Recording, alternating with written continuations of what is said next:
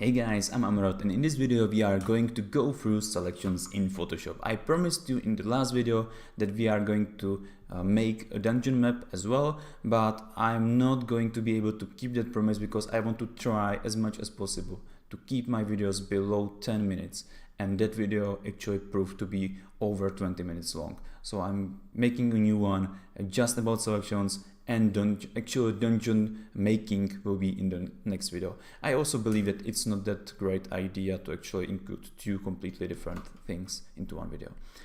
So selections in Photoshop, they are handled by three main tools, and we've got marquee tool, we've got lasso tool, we've got magic wand tool. In all of those three, in all of their versions, there is this switch here. And I use only new selection and subtract from selection. So when you get new selection and you click somewhere and drag, you make a selection. You click somewhere else and drag, you make a new selection. When already selecting something, you can press shift down and now you are selecting, in this case, square. If you've got elliptical marquee tool, you click somewhere, drag, press shift down, now it's circle. Moving on, you can also switch to subtract from selection, and then when you've got something selected, you are deselecting from it. So we are cutting from that selection whatever you are currently selecting. This, by the way, selects overlap. So when I select something like this, I select something, part of something what is already selected, and it cuts everything else away. Can be useful, sometimes I don't really use it at all.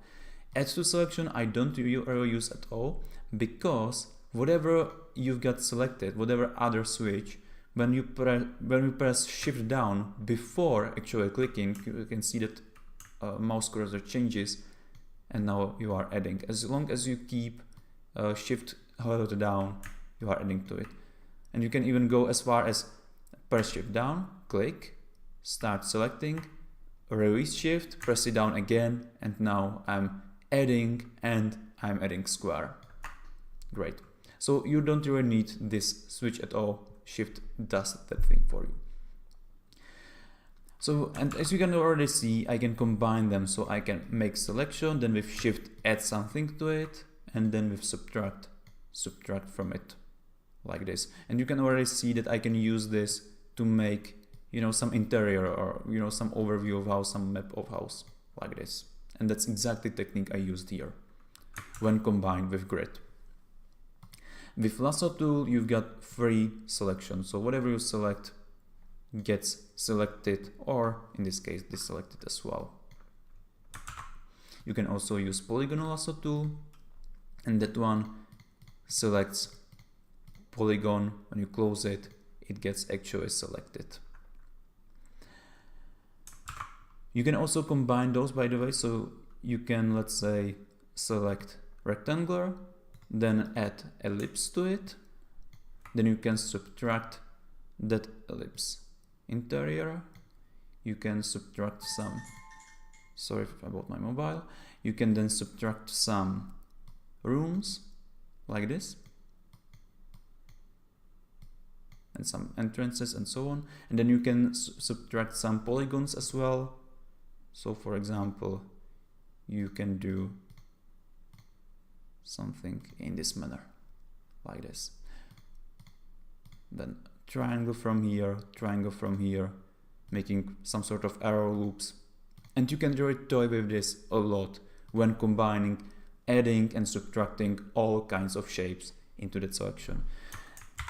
And then you can just with paint bucket, you can fill that selection, and you've got your room or your house or whatever, your walls, your outlines. Now when you've got something selected, I'm going to kill that phone.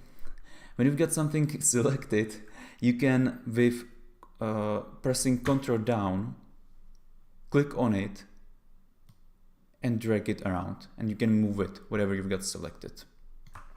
You can also select just part of it, just part of whatever you've got made, Control, and now I actually cut it away and I can move it around. By the way, you can also press Ctrl and Out, and now you are not actually cutting it, you are making a copy. Ctrl Out, make a copy. You can do the same with whole layer, by the way. You can Ctrl Out and drag layer, and now I get duplicate of that layer. So that's how you can make use of selections. You can also select something and then Ctrl T, and Ctrl T lets you transform that selection, move it around again, but also turn it, you know, distort it in any way, use perspective. That can be useful as well. The last but not least is magical wand. Tolerance changes how big difference there can be between pixels which are selected. So if I've got 0 tolerance and I click somewhere, I select all pixels on the map with exactly the same color. If I've got some low tolerance, it selects all pixels with similar enough color. Well, let's go with 3 tolerance. It can get a little bit messy, but you can already see that it is selecting only similar enough color. If I've got 255 tolerance, it's selecting everything what is filled in.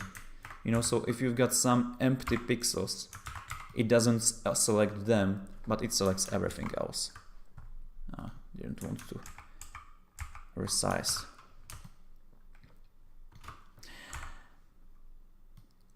Selections, by the way, work with grids as well. I already shown you this in the last video. Just to remind you, you can select rooms like this. If you've got grid shown and if you've got snapping to grid turned on, take a look at my last video. If you haven't watched it, you can combine grid with selections to make exact rooms and hallways and so on. And once you've got something selected, and this is the last thing I'm going to show you, is menu, which is here, this select menu, and you can go to modify and you can smooth, and now we got around corners, or we can modify by expanding that selection, expanding it by 10 pixels, or we can actually contract it by, let's say, 20 pixels now. So we can change size of that selection at your leisure. There are also great shortcuts here. So you can, by Ctrl A, you can select everything. By Ctrl D, you can deselect whatever you've got selected. And if you've got something selected, by Ctrl Shift I, you invert that selection. So I've got selected everything but what I selected. I can just keep switching between it with Ctrl Shift I. And that's it, guys. When you've got something selected, like I already shown you, you can fill it with color, or you can delete it and so on. And that's everything you really need to know for making dungeon maps. So in the next video, we are going to go through dungeon map drawing. For now, that's everything I wanted to show you. Thanks for watching. I hope this was useful for you. And as always, happy map drawing.